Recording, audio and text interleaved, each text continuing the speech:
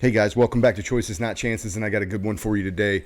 Back in episode 86, we interviewed J.C. Knight, Marine gunner, retired, and the dealer of arms and weapons like the Carl Gustav throughout his post-retirement. And we had a great conversation, and some name that just continued to come up over and over and over as somebody, not only a great Marine and a patriot, but somebody that was a personal mentor to J.C. and really... like it's obvious in the way in which they lead people, now to see that they were mentors in the past. And so we have a treat of having both JC and Mr. Bodette to join us, also a retired Marine, both 3-6 Marines, and both legends in the 03 community. And so we have them both on today, kind of a last-minute trip down to the Camp Lejeune area. And so I want to welcome you guys, and thanks for coming over. Brother, thanks for having me again. Brother, it's our pleasure. Yeah, so you guys just came from a retirement at 3-6 too, right? No. Or of a 3-6 Marine? Well, I had a sergeant major buddy of mine retire today. But usually when I come down doing my job, I also do some business and try to squeeze in as much Marine goodness as I can. And I said, hey, Bo, 3-6 invited us over to come talk to their Marines and talk a little shop, talk a little bit of business. And, Bo and I were driving over here, and we got a lot of patriots out there and a lot of Americans wondering about the shape of America and the shape of our Corps. And I got to tell you, when we went over to 3-6 today, I got a little nostalgic, but it warmed my cold old heart. Yeah, I needed that. I without a doubt, man. That was a great visit today. We got to meet their battalion commander, the gunner, sergeant major, and more importantly, just the Marines. Absolutely, You know? yeah. I mean, it warmed my heart. 3-6 is doing a lot of great things, man, and I'm proud to be a part of that battalion. Listen, when I'm going to paint a picture for you. Everything about staying off the grass, hands out of your pockets, fill in the blank awareness class. There is not a speckle of that in 3-6. We walk out to their fucking quad. There are grenade bunkers, mortar pits, and machine gun bunkers dug into the fucking quad. That they built in their quad. That they built in their quad, and a trench line. And they said the base got upset about it, but I'm like, this is amazing. Kids walk out. What are we here for? What are we here for? Train for war. The boys walk out and get on the catwalk in the morning, and they look out, and there is a training area in the quad. Remember they were giving them shit about, base was raising hell about what they did. You know, that's what pisses me off too, is you got, when Marines are trying to do the right thing, right? Our main job is to go hunt other people and kill them. I don't care who you are, what you say, that's our job, okay? That's what it boils down to.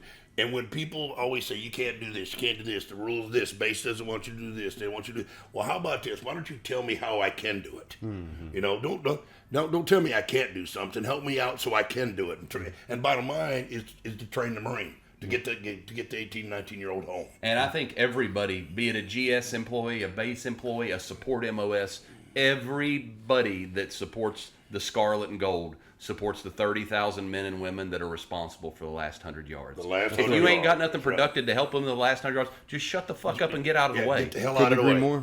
Couldn't agree more. Get the hell out of the way. So look, at the tactical level, those Marines will never make me fear of any problems. That's coming. who we all work for. Be it a patriot, whatever you do, you should support them. That's right. And their Gunner Seifert, gave us a tour around, showed Bo some of the new weapons that we're using since he's retired, caught me up in a couple things. And hey, one thing none of us like here, and I'm sure your listeners and the JC and Bo shows listeners don't like this either, is DEI. Let me tell you something. DEI is not alive and well in 3-6. We showed up, and I met my first ever entire mortar section that was all Hispanic. Kilo 3-6, brother, they all had 19-letter last names, and they're like, hey, Gunner, what's up, SA? I'm like, my man. Hey, they were great, though, man. I said, you guys got a brother or a white guy? What's going on there? Like, we got one white guy. I'm like, you all hating me? He goes, no, we back in the barracks. I'm like, all right, man. They invited us over talking about mortars and Carl Gustav and machine guns. They were cleaning their weapons, man. And man, as we're walking out of there, Ryan,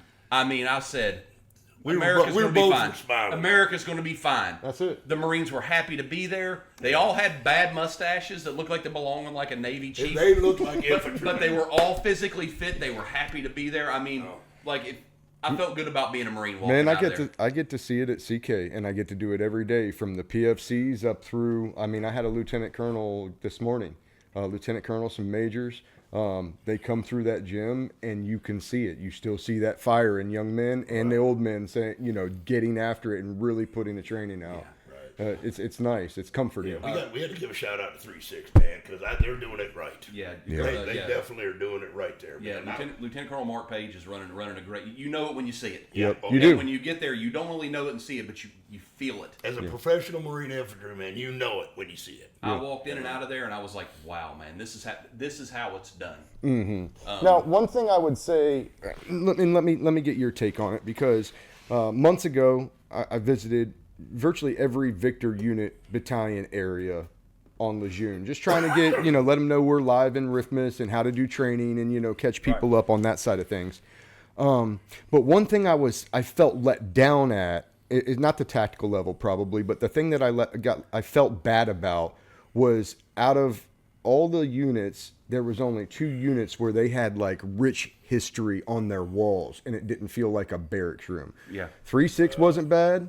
8th Marines had a nice spot. I mean, there's a couple spots, but out of everything, and a lot of it's probably moving in the trailers and back and forth to company commands, but I just really wish I would have seen more of that Ryan Cohen culture on the wall. He had a culture that when he left 2-3 years later, Marines are talking about that culture. Well, I think the graybeards and the wise men that still wear the uniform, I think it's important, because look, I see a lieutenant colonel now. He's a younger brother to me, right? Yeah. I see they're so much younger, and I think it's guys that have influence, the guys that are older, that when you get around them, hey, when you get your chance to command, or you get your chance to be the sergeant major, you get your chance to be the gunner. Remember that these things matter. Now, I'm kind of an infantry snob. I think all of us are, because we've all J.D. Alford 3-6. I was a Lieutenant Colonel Palage era 3-2 guy. You have your vision of what right looks like. There are a lot of Marines that will go a long time and may never get a chance to see what right looks like. So you've got to have a keen eye enough to go, we're not worried about fill in the blank awareness classes here. We're not worried about this requirement from division that doesn't amount to helping a kid get the last 100 yards. At any given time, in my estimation, there's about 2 or 3 out of those 8 battalions that, get it. And it's refreshing. We got to find a way to get all that goodness spread on the other 5. Sure. To where every place you walk in. You're talking about the history on the bulkhead. Yeah. Just culture, to build the spirit of corps within that unit. It's that the brotherhood. Warrior culture. Yes, sir. That's exactly what it. Our history defines our greatness. Yes. No doubt about it. And if you don't celebrate our history, then you're missing the boat. Yeah. There's a lot of people that paid a hell of a lot more than we did. Yeah. Yeah, I make a point of because it helped me, knowing what I'm a part of from the beginning to the end. When bullets are flying, that's the things that help me get Marines to continue to go back out, or help me stay positive about going back out. And let's think about the generation before us. I probably met 2 Vietnam vets the whole time I was in the fleet when I first came up, but why didn't we take advantage of the Way City vets when we were coming up in the late 90s or the early 2000s to come and talk and say, you boys are going to be fighting house to house, or you're going to be going into the mountains or the jungles. Yep. It gives me, and we talked about this when you and me have spoken before, somebody has to carry on and tell the story. And if there's any little thing I can do, even about how to go and set up a wag bag shitter, if it helps a kid, I'm going to tell a story about it. That's it. Call me a big mouth, call me a loud mouth, but I feel like it's part of my... that's what I should be doing. Calling. Yeah. It's like you gotta, like I was talking about today to you, JC. The kids, or I shouldn't say kids, the Marines, no matter who you're fucking important. You matter. And goddamn it, if you treat them like they matter and are important, they're gonna act like they matter and they're important. That's right. You know what I'm saying? You treat them like fucking clowns, they're gonna act like fucking clowns. Yep. You treat them like men. And goddamn it, they're gonna act like men and they're gonna fight like men. Yeah. And we saw that today. So if I seen it today. So if you're listening and you're an up and coming Marine and you aspire to be a sergeant major, you aspire to be a commander, you aspire to be a Marine gunner, you aspire to be any Marine of any type of leadership, when you get your chance, go into the closet and be like, oh man, here's the old recruiting posters. Here's some old awards that were given out to OEF and OIF vets. Here's this. Oh man, I know old man Rogers that lives out in Sneed's Ferry. Let me get him to come in and give me a talk about the book you wrote, The Lines of Margin. Right? And it won't resonate with every Marine, but it'll resonate with some of them. Oh yeah, it only needs to resonate with one of them to make a Right, difference. yeah, I mean, yeah. we Oh, yeah, want it to right. be as many as possible. Right. But here's like a brief story that happened to me when I'm in, right? When I'm in, I'm at CAX. I got 3-2. I got a squad from What a lovely 3-2. place that is. By the Love it. And things are going well, but at the end of the range, I wanted to do a tie-in, right? And this is shortly after retired Master Sergeant Robert Kerman earned a Silver Star with Brian's Chantage in Iraq. Yep. Charging the trench line. Okay. I didn't know him. I didn't know that story. I was training to go up and, follow up on that deployment or, just after that deployment. But because I wanted to tie into my Marines and show my Lance Corporals that, hey, this is your fight. This isn't a bunch of old men fighting. This is you guys fighting. Right. This is us fighting. And so I just looked up the most recent badass award won by like a Lance Corporal or a PFC. It happened to be him. Okay, so I briefed this whole thing. I'm getting ready to take my guys in combat, and I talk about Kerman, young man Kerman, taking it to the enemy. Awesome. Now he's one of my friends. Like, this is one of the people that I'm in the circle with, that I shoot with, and that I hang out with. But his story, before I even knew him, was a story that, like, brought a spirited core and brought that brotherhood and brought that complete wraparound to a bunch of Marines that were about to go to that same place, right? And those giants, you guys, people are all around this area for these Marines to know, and learn from. And I think this is the way. I think like what you guys are now doing with your show, I think that's the way. You can touch so many people at once and get those messages that you're used to telling around a fireside. Right. And it's cool when we tell stories to each other, and that's awesome.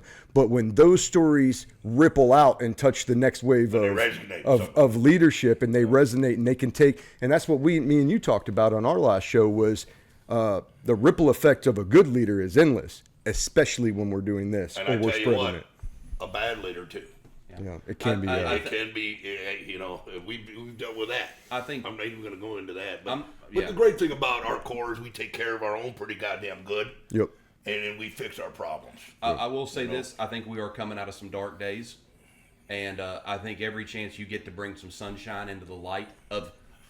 I care about the entirety of the military, but my heart and soul is with the kid that's got to do the last 100 That's days. it. That's it. You've got Ricky to bring, Rude to rear rank with a rusty rifle. You've got to bring the sunshine back to that motherfucker. Yep.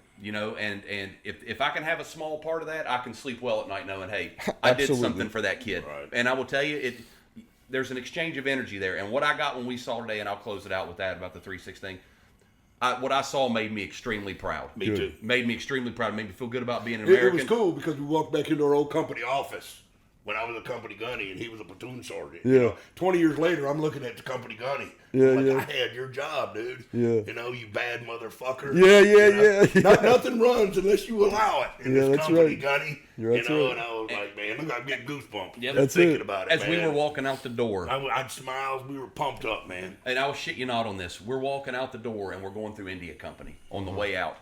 And this second lieutenant comes up. He goes, J.C. Knight. He goes, Patties. I said, yep. And he starts talking. He was a prior enlisted Marine. He was an 03 and got commissioned. And he was in there with these other lieutenants. And one of them was an animal, big kid. He goes, West Virginia, huh? He goes, I played at WVU.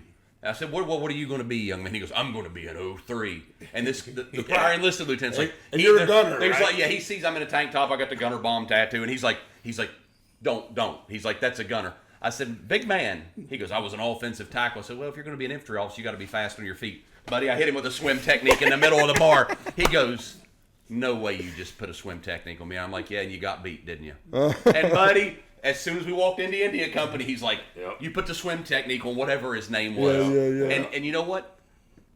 I'm in a bar with a bunch of colonels and a bunch of gunners, and I'm talking about old man adult stuff. Yeah. I took the time to talk to a bunch of second lieutenants. That's it. That's where you're going to make your money. That's where you make gunner. your money. And the cherry on top is that kid remembered that. We talked about shop and said, if there's anything we can ever do for you, reach out. And he did. He reached out already to me today. And it's like, That's it. Every one of us, and we talked about this again before. And I'll close out this 3-6 piece with this. Get a lot of angry old guys that'll say, you are telling a fucking war story. I've lost a guy in combat. We have lost a man in combat. Right. If I don't share their story, then who? Who shares it? Then who shares it? Right. It's As not long as we keep talking about them, they don't go away. That's right. it. And you got to do that. And when guys say that, it's not about trying to talk to be tough. Man, get the hell out of here. Yeah. I'm sharing a story because it deserves to be told Right. and it deserves to be heard. Yeah, one of America's national treasures being the Right. ultimate sacrifice, Amen. and that in it of itself is strong enough Right. to tell a story. They matter. And it may be a story that somebody who wasn't even being told the story gets impacted by, and maybe leads him to, you know, the next wave of. That's what I refer to them now. I don't even call them Marines a lot of times. I call them national treasures because that's the way I look at it. They are. And today reconfirmed that. Yeah. I'm telling you that right now. I mean, I was motivated. I didn't want to leave. Yeah. I didn't. I wanted to throw all my shit, man, and go get some. Hell yeah. You know, I did. I thought, man, I could step right in. I bet I could still do this shit. I can still lead these Man, I was dudes. fucking motivated, man. I was happy. And to tell you the truth, man, this morning, JC woke me up, came to my room, and I ain't gonna lie to you, I was a little bit under the weather. Yeah? Well, I drank about a bottle of whiskey. And I had about 19 beers the night before, you know. And so I wasn't exactly excited about getting up and getting out of the rack. Yeah. But once we crossed that hallowed grounds and we're going on to Lejeune, Wide made up. everything right. I was like, man, here we are, back in the motherland. I'd be amiss if I didn't recognize our sponsors at Deer Park Spring Water and Goody's Headache Powder. That helped me get those Bodette. I know that's right. We made it, man. I love it. I love it. Hey, man, getting back with friends and seeing people, and definitely, I've done, you know, spoke to a couple of different units now, and like you're saying, as soon as I get in there and I'm around them, and even training, you know, the Marines with CK in the gunfighter gym, as soon as I get in there, I feed off of that vibe, you know. Amen. So No, I get it. that's always going to be a thing. So I know you guys are doing, you got your sob thing going, but I want to kind of touch on what you're doing to bring the stories now. We just talked about it. I've been running the podcast. There's a lot of podcasts out there, but what I always tell people is there's not enough hosts and shows to even scratch the surface of the number of people we should be telling stories about. So tell me why you got in it, name, where people can find it, and then let's just kind of talk about your guys' opening and how it's going. Well, you know, first of all, we were battalions, we're all battalions where every fucking Marine there could have got Bronze Stars. Yeah. You know what I'm saying? Yeah. And we wanted to, and there was a lot of hardship, you know, that we all shared. You know, everybody here in this room shared a lot of hardship, you know. And, but we tried to bring some goodness out of the madness too. Yep. And some, you know, and some humor at the same time. Because I don't think the regular public understands how we are behind closed doors. No, they don't. And I don't really know if I want to tell them everything, you know. But it's just a special place to be. You know, it's in a whole different realm when you're amongst warriors like that. You know, and we wanted to bring some of that, and you know, because I know there is podcasts out there and stuff, but we didn't want to make it about me and JC, even though we do tell stories about ourselves. We try to make it funny too at the same time. But, Absolutely. you know, bring a little humor, but. I know I've watched several episodes, well, at least 2 or 3 different episodes now, and then the shorts that come out of them, but I'm rolling. I'm laughing. A lot of it's probably because I can relate to what you're talking about. Like, yep. Well, you guys are crushing it on that side. I think the big thing for us too, Ryan, is we get to see this with reunions. We get to see it because we're still around a lot of other Marines. And we have the gift. We have the gift of gab. We know how to talk, right? Yep. And we have the gift that the kids keep giving us is they keep reaching out to us. Yep. Yeah. And they do, don't we? They do. I mean, there isn't a day goes by where one of my Marines or some Marine will contact me about something. And You know, we made friends with one of those young Marines, Sebastian Morris. I pinned sergeant on him. He was a reserve sergeant, turned down a commission to follow his dream into doing his own production, doing his own stuff. And he's like, I got to get you guys on here. You guys have a great story to tell. You have a good way. And as times went on, there's like 70-some special ops associations with all this money. Yep. There's some badass spec op operators. A lot of those guys are my friends, but there's not a voice for the conventional guy. Yep. Right? Yep. For every spec ops guy I see that's got a silver star or a bronze star with a V, I could show you 20 corporals that got NAMs with V's that deserved a service star. Absolutely. And somebody, Absolutely. I mean, impressive. Anybody that does the last 100 yards. It's not to take away from anything. It's no. to say that their tiny community has a large output of this kind of stuff and charitable and funds for them. Completely deserved. But I would and completely deserved. But I'm telling you right now, Corporal Joe Smith, who was with 3rd Battalion, 8 Marines, that fought and saved a squad, that disappears into somewhere, kid never had a voice. Yeah. And maybe he wants it, maybe he doesn't. But what I'm saying is, I like to bring a light to those guys. And there were some badass conventional dudes that don't have anything to bring people together. Well, one thing we do try to capture is, I don't want 22 push-ups a day. I don't want a suicide awareness group. Call your fucking brother. Yeah, man. We have the blessing of living 25 minutes from each other, talk every day, Yep. throw down beers, go to the gym together, Hunt deer together, all that good shit, right? Yep. Other guys need to do the same. So that's what I want to share. So when you're in the darkness, pick up the phone or get your car and go visit a brother. It matters. He's like my therapy, too. Oh, no, I completely concur. Yeah. You know what I'm saying? So People like us need people like us, and that's just the bottom line. And sometimes it doesn't even have to be the guy you were there with. Right. You need somebody like you, It's though. it's like anywhere. You know, that's the beauty about the Marine Corps, too. You can sit in a bar, right? Let's say you're in Oklahoma, and if there's another Marine in that bar, somehow, some way, you're going to find each other. Yep. You know, and it's an amazing thing. You know, And we personally see that with Marines in where we live. Is now all of a sudden, you know how many times guys come up to one of us with a beer in their hand or even a soda? They're like, you brought the Marine Corps spirit back into my life. Yeah. Just by you two being you. Yeah. Hey, Semper Fi, brother, come on over. Yep. And some of them are broken and fucked up, and we tolerate it. Hey, man, no, it's cool. Come on over. Come on in. Yeah. Come on in. Yeah. Everybody's welcome. Yeah. And so we get to. There's also, I guess it's a trend that everything is bad fucking news. Yeah. I want to. Everything we try to do. It's a whole world right now. We could have come in and talked about a lot of the bad shit we've seen and done or done to people, but I want to make people laugh. I want them to see a different side of, hey, man, these guys are kind of fucking funny. They're talking about the good times. Mm-hmm. but no bullshit. But no bullshit. Yeah. You ain't no bullshit. Yeah. You know? And you got to do that. You have to do that. I like humor for my show. Now I love humor. Don't get me wrong. That gets me through the night sometimes. But for my show, when humor is about, I'm all about it. Not everybody not everybody can engage that way. Right. Most Marines can. Yeah. Not everybody can. And Well, a lot of the shit we find funny, people would not. That's what I'm kind of getting at. You know, right. Yeah, You know, that's more of a tempered subject so to most I people. think our going in is we want to get people in with some humor. Yep. And get them to see, okay, these guys are human. But we wanted to also represent the serious of our business Yeah. at the same time, because it is the most serious business in the world. Yeah. You know, bottom line, this last 100 yards, the only reason we exist is to go impose our will on other bad people and kill them. That's it. End of fucking story. And if you try to tell me you're in the Marine Corps, and I hate the word institution, all the institution, motherfucker, it ain't an institution, it's a corps. It's a band of fucking goddamn warriors that are fucking training every day to go kill other human beings. Yep. You don't join the Marine Corps just to, people say, oh, it makes you a better person and this, that. Well, all that is great. But bottom line, the reason you put on that fucking uniform, fix bayonets, go to the last 100 yards and stab him right in the fucking face. That's it. End of story. When not done right, and even when done right, you're paying in blood, and that is a high price. That's it.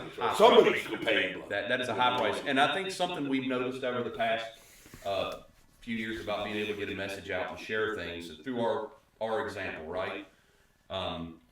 We go to reunions, 100 dudes that are junior to us show up and accept us. Who were the only staff NCOs to show up at these reunions, JC? Me and him.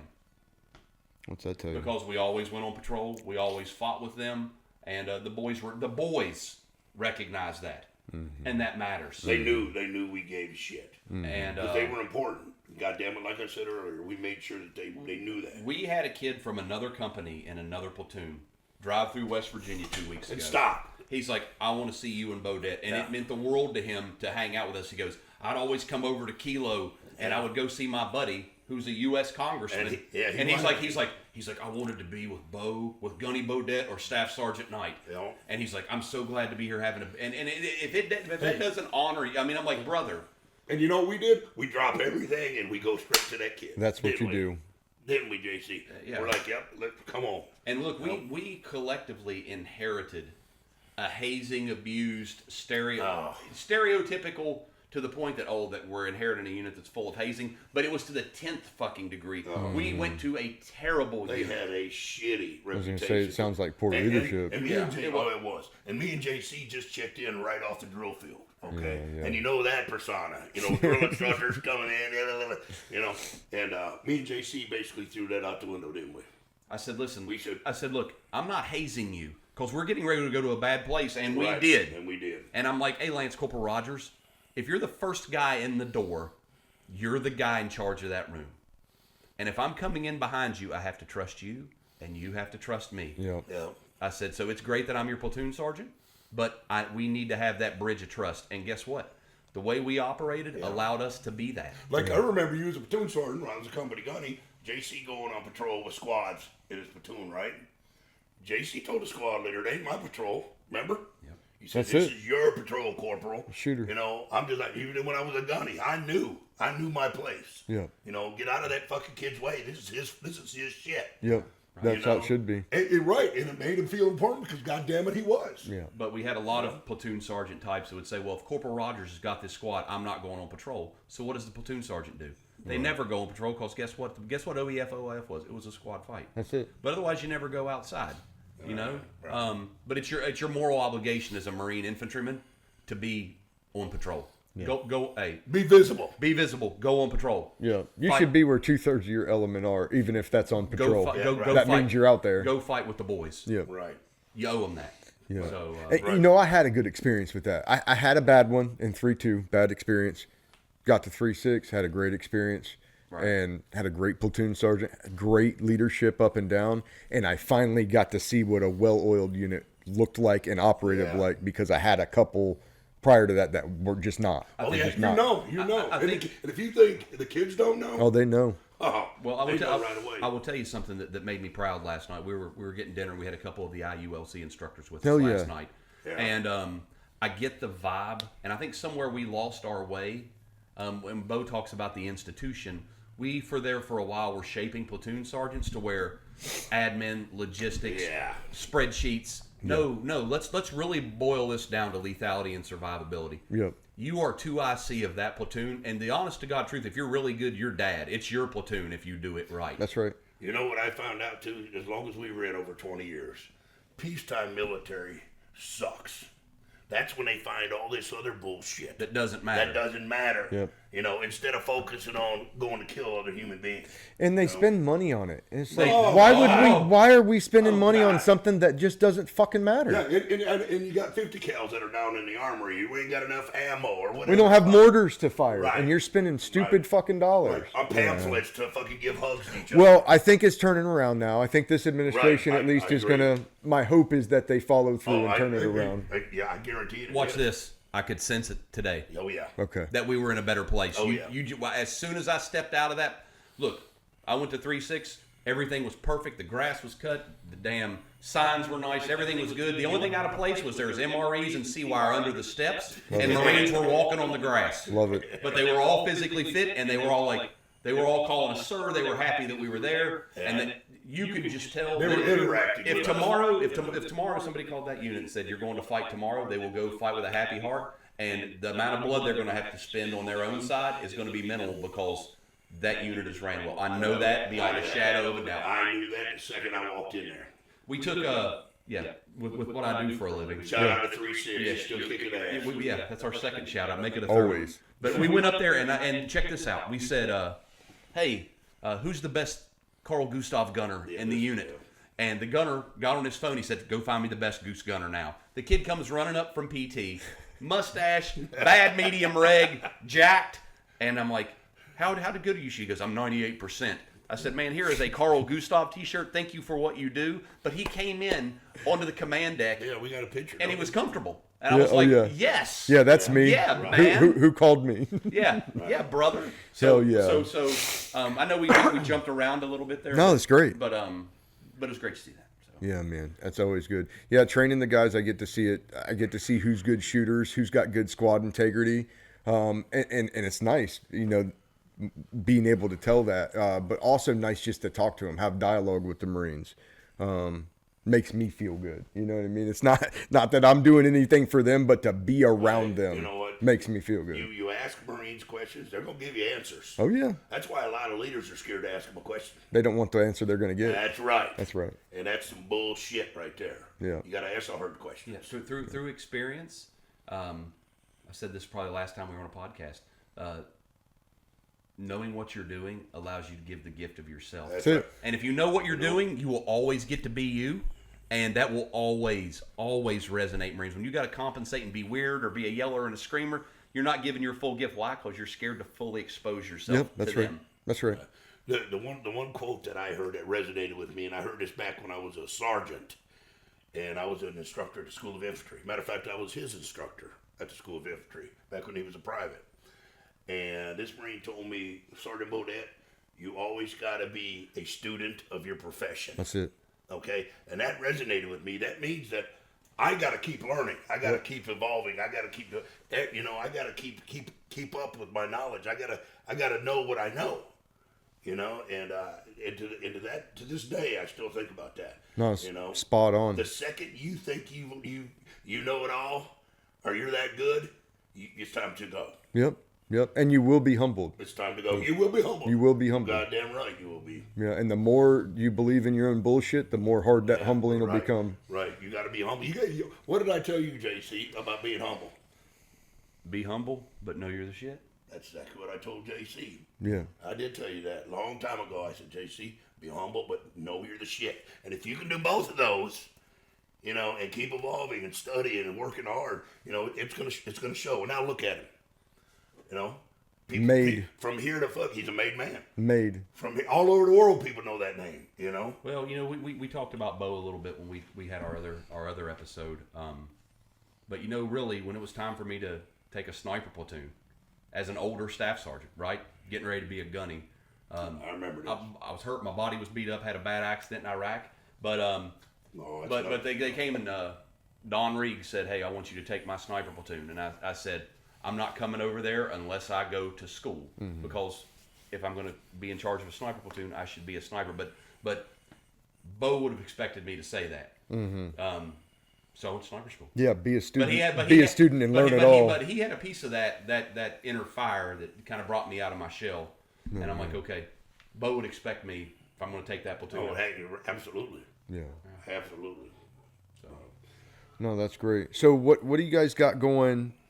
Tonight, I'm gonna drink beer. I think I had that already. He's thinking the near fight.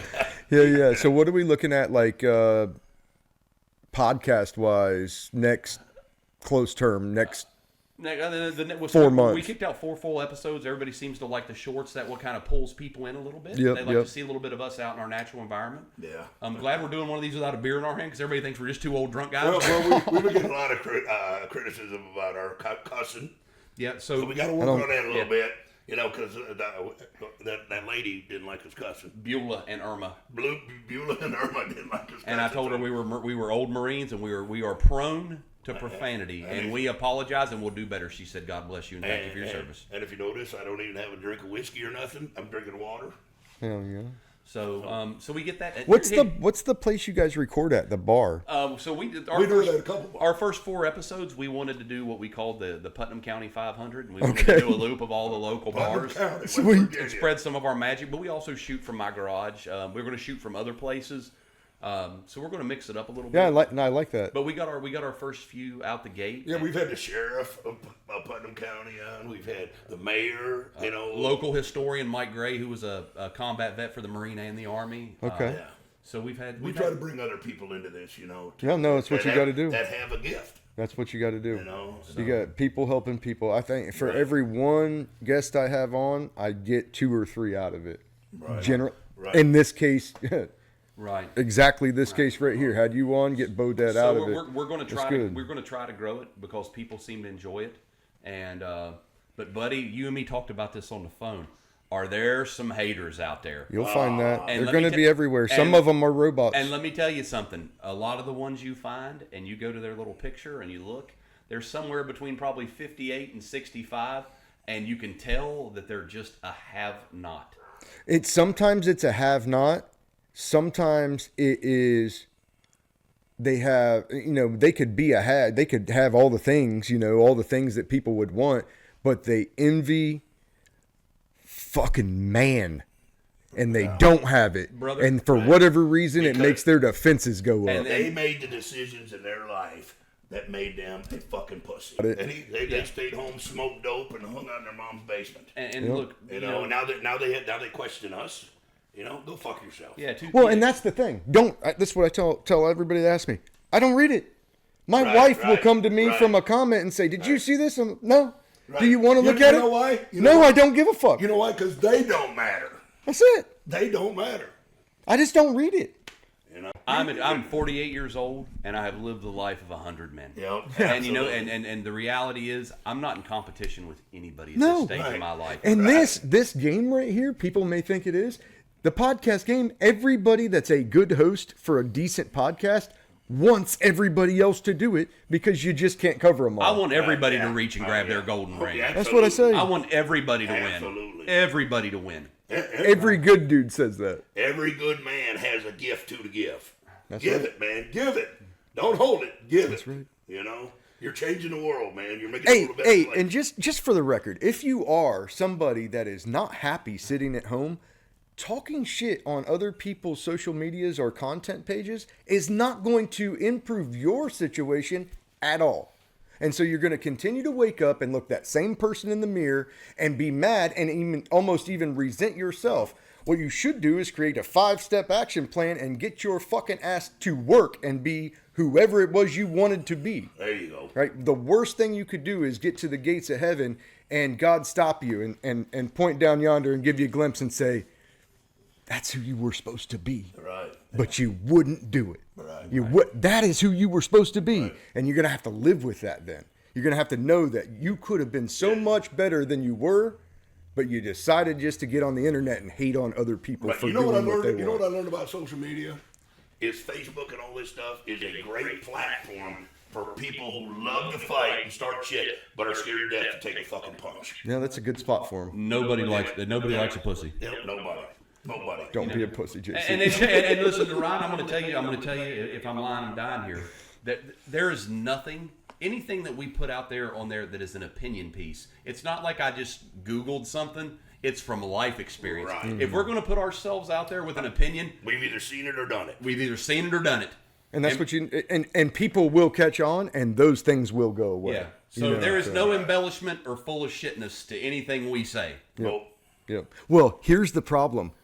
80 to 90% of what people are consuming on the internet is bullshit. Right. And then you got a bunch of people who really want to consume good information. They want to consume real raw content, but they don't know if they're getting it because everything seems like it could be real, from AI generated voices of Joe Rogan and people go crazy. And then it's like, well, what do I trust? And that's where I got. I don't know what to trust. I don't care what people say. One guy said, he goes, "You guys look gay." Baddest gay couple you ever seen, boy. Hey, listen, and Ryan, this is what makes you proud about your Marine brothers. The most belligerent, angry sergeant that we have. People get on the defensive for you. Listen, this guy Dave Childress is the shit talkingest motherfucker that we have ever met, and he goes, this guy goes, "You guys look gay." And Childress immediately goes on the offensive. That's not what your old lady said. That's not what your mother said. Yada yada. And just slay. And the best one, he typed, "Hey, if you got a minute, I got a story about your mom." You know what I mean? Strike one, you strike us all. It's like, come on, man. You're going for one of us. You're taking both barrels, buddy. And again, we talk about stuff. Haters will get on there and be like, "Oh, good job, you kicked some guy's ass." That's not the moral of the story. The moral story is to stand up for yourself. Now, if you want to talk about us doing bad things to bad people, we can go down that path. But, we can tell you a way better one than that. But it's not the time for that yet. And the future episodes, I think you'll see a little bit of that. But we always want to keep it light. It may never be the time for that. And in the meantime, we want to keep it light. We want to offer you solutions to problems, and we're living our best life, man. So if you want to go hate somewhere else. That's it. Punk. That's it. And that's what, dude, I always do this, and maybe it's like, and I've learned from people such as yourselves, fine gentlemen. But when you are the shit, you can be humble. And when you're humble, you can show the world that I can kill you and then I can be humble and nice and bring the light as well. So you don't have to be a pussy. You can be a man in this world. Right. And you can beat your fucking chest about being a man in this world, and you can still bring light to the world. Absolutely. And I think a lot of people forgot that. I think a lot of people think if you're a manly man, you have to be a manly man. And it's like, well, some of the manly manest people I fucking know, they were dangerous, but they also emotional. They're also very kind. They're, a lot of the guys that I left Marshall with got out and been doctors and registered nurses and bringing life to people. And so we need more of that. We need to show people that a man is going to take care of his business. He's going to be dangerous. He's going to be there. But you can also bring light to people. You can also bring kindness to people and not just be that stone cold. The most dangerous man in the world, I think, is a peaceful man that can become violent. Who knows how to be dangerous. That's right. Yep. Agreed. But better to be a warrior in a garden than a gardener in a war. It costs you nothing to be good to people. It costs nothing. Costs nothing. Yep. And I live it every day, man. Hey, JC, you stopped and off the cuff, you gave me an hour of your time to talk about lethality and survivability in combat, or you told me a story about how you helped somebody, or you gave me this. Man, you can't put a price on that for what that does for you as a human being. Like today when we were recognizing those Marines, we were talking to. Remember, you stopped and talked to the duty NCO. Yeah. Shit like that, man. I mean, that means a lot. Yeah. That's one thing I love about JC is he is always giving. Yep. Always giving a gift. Always, always, always. It's necessary when you have somebody like yourselves. You have good men that have the experience, and you don't give that to people. That's the wrong way. Right, man. You gotta give it, because there's somebody out there that's not getting that from a male role model or a male person in their life, or even if they have males in their life and they're not getting that, they still need that. Or they're getting the bad role model. Yeah. And somebody that's a piece of shit that you don't even know what a good man is. Right. And then maybe they see JC, or maybe they see Bo. And they're like, shit, that's how men are supposed to act. Yeah, I'm changing my way. I'm not following that shit anymore. Kind and caring, and trying constantly to do the right thing. But at the same time, I'll choke your fucking ass out. Yeah. Yeah. Yep. So, I think that's what being a man is, Walk softly and carry a big stick. That's it. There you go. That's it. Little Buford Pusser wisdom right there, buddy. Buddy, walking tall. Walking tall, Jack. Walking tall. But man, life's good. We hope our show goes a little bit of somewhere. That's going but we want to give a voice to the infantryman, the combat engineer, anybody that's had to do that last 100 yards. Anybody that sleeps in the rain that's miserable. That's who we love, And if you're somebody out there that's curious about warrior culture, doing the right thing, and patriotic, loves America, guns, beer, weights, hunting, we're your guys. That's it. Right. We're your guys, man. Yep. Yeah. All right, where can they find the show? We're up on Spotify. Okay. We're up on Facebook. We're also up on YouTube. We got our YouTube channel. We got some videos up. Good. So we again. Do you know how often you're releasing, or is it sporadic, or is it scheduled? We kicked out a lot in the first month. We got 4 full episodes. We've got a lot of shorts, and anytime we're out perusing and traveling and going across the battlefield, we like to end up in the restrooms where it's quiet, particularly like the VFWs, and we'll cut a little bit of wisdom for people, and talk about brotherhood, taking care of each other, and it seems to be pretty good. We had one reel on our Facebook, and it got 500,000 views already. That's it. And it's just talking about not getting bullied. And it ain't no bullshit. And none of it's bullshit. No, see, this is the thing. This is to go back to what I was talking about before. The reason I know you will be successful is because you're authentic. You're read in, you have experience, but you're authentic people who have authentic wishes. You want to share what you have. Most content creators in this country are not authentic. American people can sense it like that. How we are right now is how we are outside these doors. I mean, I know, but that's what Americans want. They want to find somebody they can trust that's not bullshitting them. Right. That's why Jocko, that's why Sean Ryan, that's why you guys eventually are going to be at the same level, because there's 300 plus a million Americans, and they don't know who to listen to right now. They know who not to listen to right now. Oh, yeah. They know who's lied to them for decades right now. Right. But they're looking for that post. They need that post that they can go to and say, I know at least that is real. I know that is real. I know JC is real. Right. And I know that he has a pretty sound head about him. So I would like to listen to his opinions because they don't listen to anybody on the mainstream right now. Right. This is where they're consuming their information. And I'll tell you, and they shouldn't.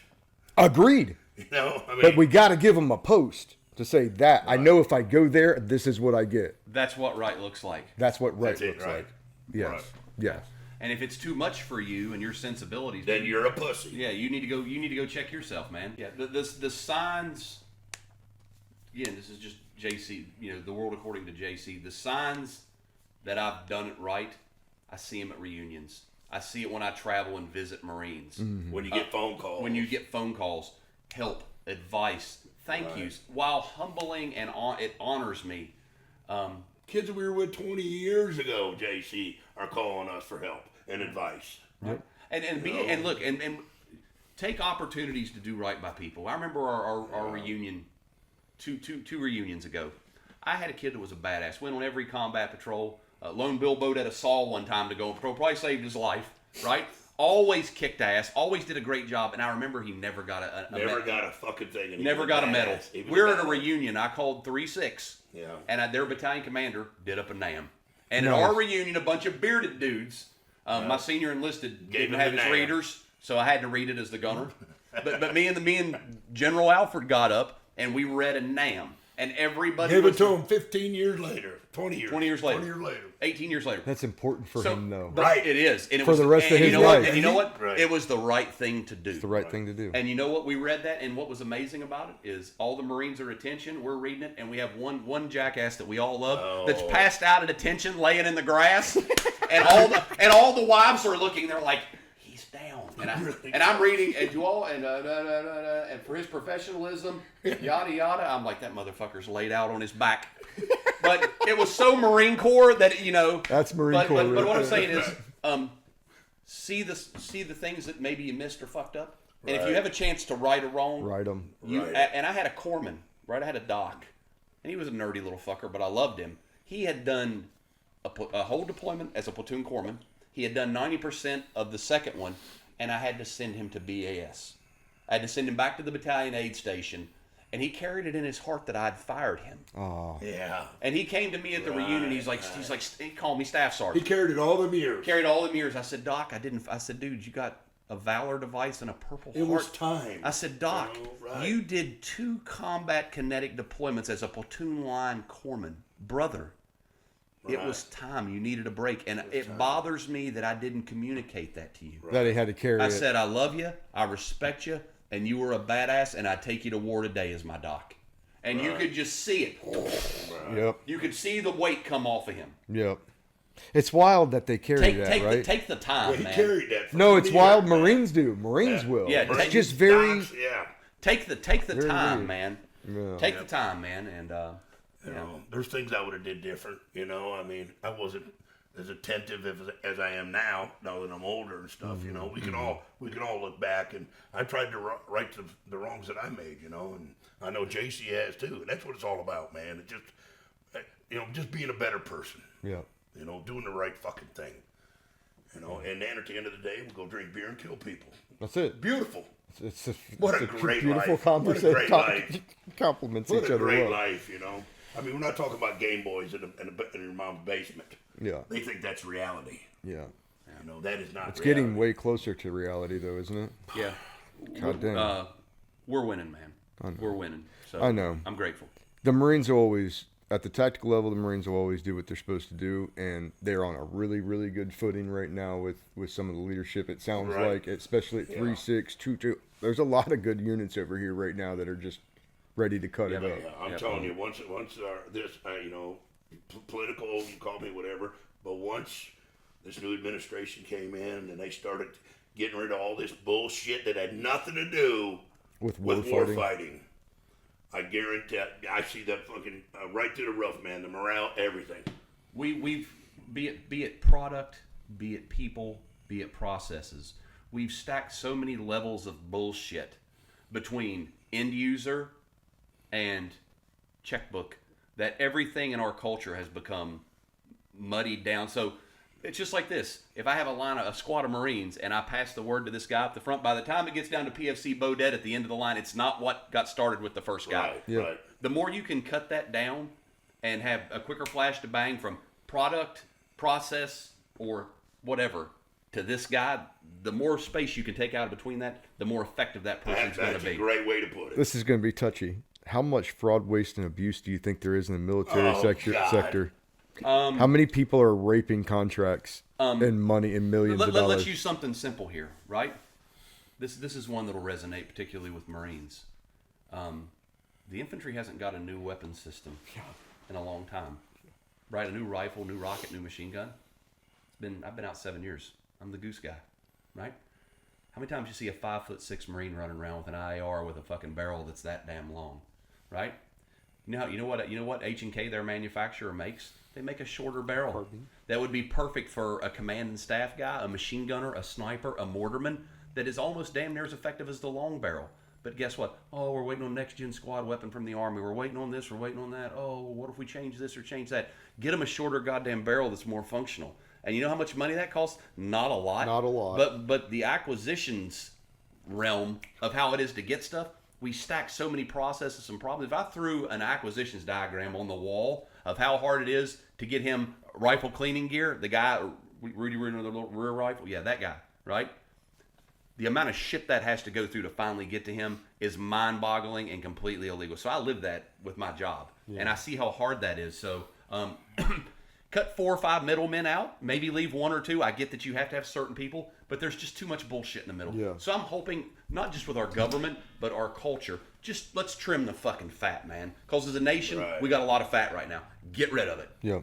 No, totally agree. And it seems to be what is happening systematically right now from the top. And people get worked up about tariffs. Here's the deal. I could go to Dollar General out of convenience. That's why it's a convenient store. And you know what? I can buy a $2 towel. But I want to see an old lady on the side of the road that has an old fucking cotton mill and spins her own fucking towel. I'll go buy that bitch for $7 every day of the week. And guess what? That $7 towel is going to last 5 times as long as the $2 towel. Right? We're going to feel some pain. I think America has gotten so comfortable with being comfortable that nobody wants to be inconvenienced. And we've got a lot of shit to fix, man. America's got so comfortable that they're making problems for themselves because they don't have real ones. I think that the biggest word that we've done is we've appeased. 100%. You know? 100%. The days of appeasement need to fucking go.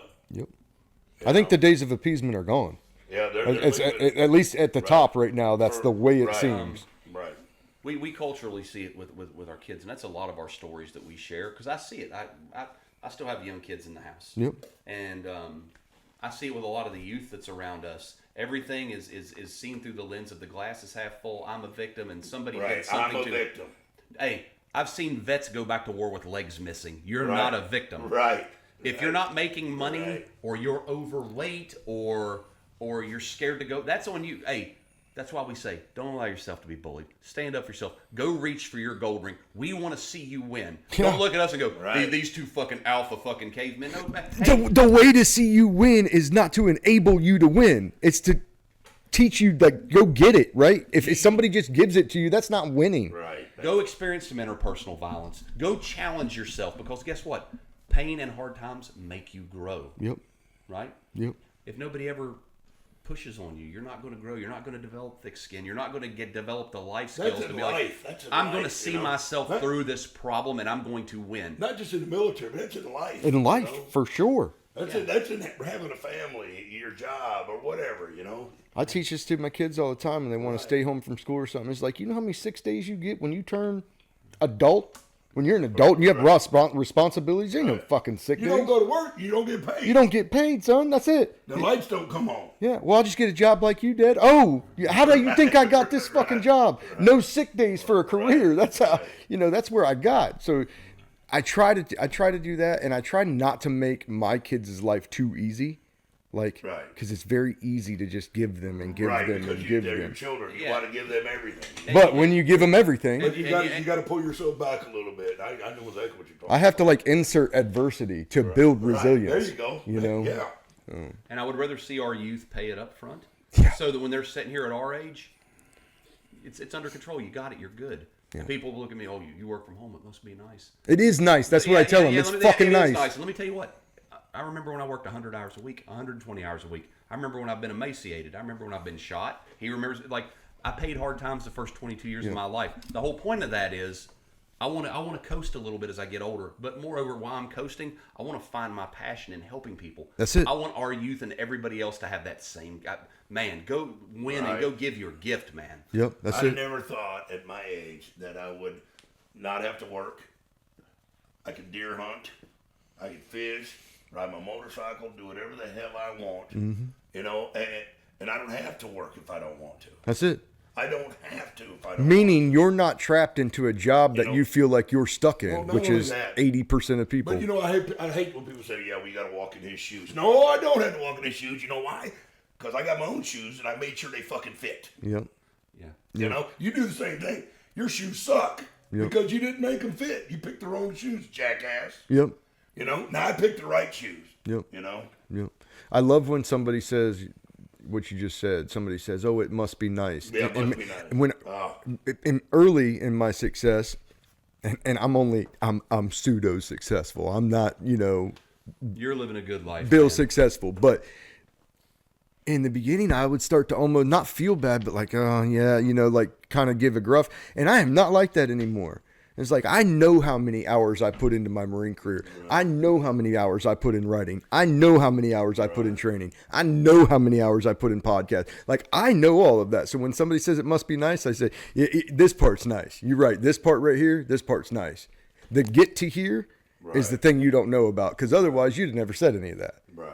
That's Right. fact. So when people say that, it's like, yep, you're right. It's nice, when we can all get there together. It didn't come cheap, easy, or free. No, That's right. It didn't come cheap, easy, or free. That's right. Anything that comes cheap and easy Ain't or worth it. free ain't worth having. It ain't That's worth right. it. It ain't worth Ain't it. worth it. So Sweet. Anything that I didn't cover or that we didn't cover that you guys want to get out? I know we bounced around a few different places, but No, I'm just happy to be here. I'm glad to finally meet you, my friend. Yeah, man. I've been wanting to meet you yeah, for Always. ever since You're JC. You're a fucking lion, dude. Oh well, you guys are, man. I learned from the best. So You know, all my respect to you and what you got going on here in your book and everything. That's fucking awesome, dude. appreciate I'm that. proud of you, man. I'm proud to know you. I appreciate that.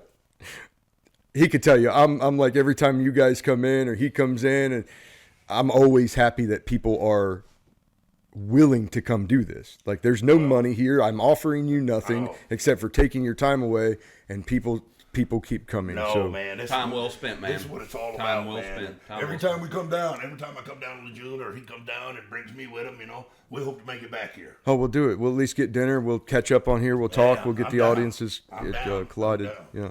And I'm sure we'll have something to talk about. Oh, there's always something to talk about. Yeah. I just got to be careful. I don't want to go to jail. Well, that's why we edit. That's why we edit. All right, guys, that's going to wrap it up for today. That's JC Knight. That's retired Marine, First Sergeant.